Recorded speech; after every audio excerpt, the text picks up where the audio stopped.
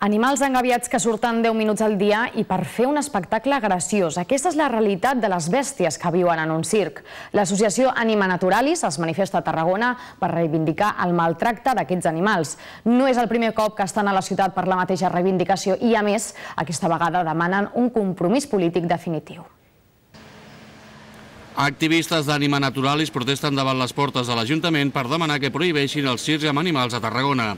La queixa ve motivada per l'arribada a la ciutat del circo americano, que utilitza animals de tot tipus, com elefants, tigres, lleons, foques, dromedaris i fins a un rinoceront. Aquesta associació, juntament amb la candidatura d'Unitat Popular, han presentat una proposta als partits polítics del consistori perquè presentin una moció. Presentem una proposta a l'Ajuntament de Tarragona per tal que no doni cap més llicència a circs que utilitzen animals en els seus espectacles.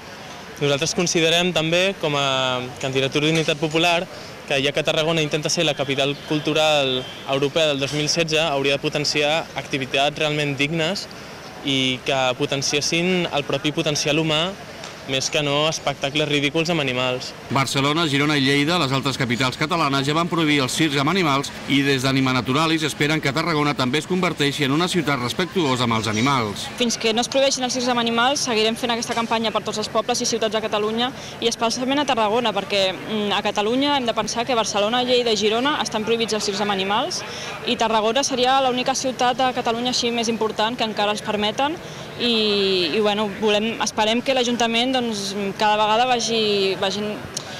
prenguin la decisió de tirar aquesta proposta endavant i es prohibeixin els circs amb animals a Tarragona per fi. L'associació assegura que seguiran actuant i manifestant-se cada cop que hi hagi la presència d'un circ amb animals a qualsevol indret de la geografia catalana. Els darrers ajuntaments que s'han sumat a la iniciativa han estat Lloret de Mar, l'Escala i el de Sant Boi de Llobregat. Doncs aquí queda aquesta reivindicació. Gràcies per la seva atenció com sempre i tornem demà. Adéu, que vagi bé.